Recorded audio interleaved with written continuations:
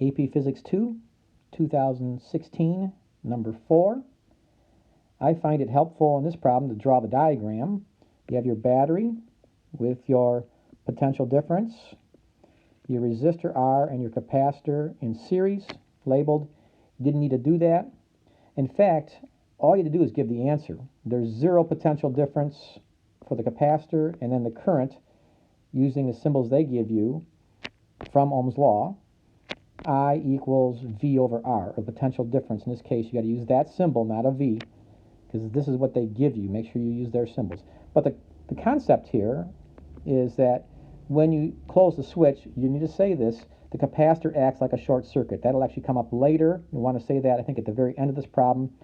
But straightforward answer, I'm doing extra work, just say zero potential difference and then that current. Same thing for part I, double I. After a long time, the capacitor acts like an open circuit. That'll come up later. I'm just saying it now. But all you had to say here to get the point, I think it was only 1 point. 1 point for this part and then 1 point for this part. 2 points total. But you have to say there's zero current, because now, well, just all you have to say is zero current. And the capacitor now has all the potential difference.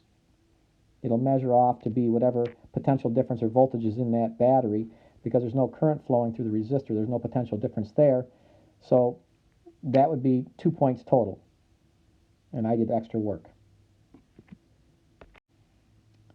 So in part B here, it becomes a little more symbolic in a sense. Once again, I drew these to help myself out, and it would probably help you out get the points here, because they can tell you know what you're talking about. If you can draw this diagram, two capacitors in series, and the way you combine capacitors in series is by taking 1 over C plus 1 over C equals 1 over C total. That's the combined capacitance.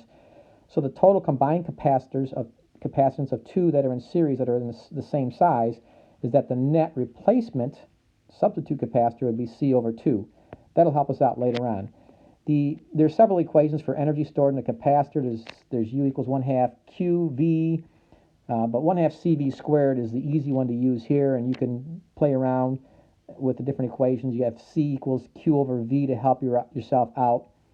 But this is the most direct way to solve this problem. In other words, before you hook up the second capacitor, the energy stored in the single capacitor is 1/2 C E squared, potential squared.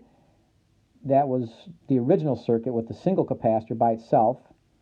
Well, when you put them together, the total capacitance is C over 2. So the energy stored in the second system is 1/2 the total capacitance times that capacitor then would have all the potential difference once again. So if you look at this, all right, the energy stored in the second system is 1/2 the energy stored in the first system. So the ratio of U sub 1 over U sub 2 is 1 over, you probably didn't need to write this, but bottom line is this number is twice that number, but you have to write this specifically like this. The ratio of U sub 1 to U sub 2 is 2 to 1. So you need to get to this point here. You got to spell that out explicitly like that. That's the point. I forget how many points this total part is, but that is definitely what you got to get to. Then in part double I, you have to refer to this equation, C, or think about it at least, epsilon 0 A over D. There's two ways to make a replacement capacitor that has half the capacitance of one of the original capacitors. And that is basically you either take half the plate area. I wouldn't say both of these, but here's my second answer.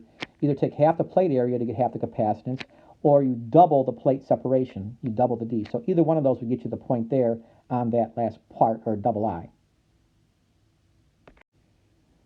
So the paragraph, this was worth 5 points. Part B was worth 3 points. Part A was worth 2 points. I find it helpful once again to draw this out. Well, actually, you had to draw this out. You had to draw these out. Bottom line is, it's the concept that when you first turn a circuit on, a capacitor acts like a short circuit, and after a while it acts like an open circuit. So in arrangement 1, you need the bulb to be off and then come on, and that's what happens. I'm explaining that here in the paragraph. And then in arrangement 2, you need to have the bulb be on and then go off. This is kind of like the problem started off at the very beginning in part A. So I just basically go through that argument. It's an uncharged capacitor, acts like a short circuit when the potential difference is switched on. So all the current will flow. So I'm doing the conservation of charge. You don't specifically need to refer to conservation of charge. You could say, okay, I'm using conservation of charge, but they see that here you're talking about current or charge flow. I think it's the easier way to make this argument. So in circuit 1, all the current, you'll say all the current flows through the capacitor when you initially turn it on. No current goes through the bulb will be off. But after a while, later on, I will say, well, I'll just go through the argument of what happens at the beginning for both. So at this one here, the bulb will be off because all the current goes through, quote unquote, through the capacitor. Over here, once again, the capacitor acts like a short circuit wire, so the bulb will be on because they are in series, so all the current flows through the capacitor and bulb will be on.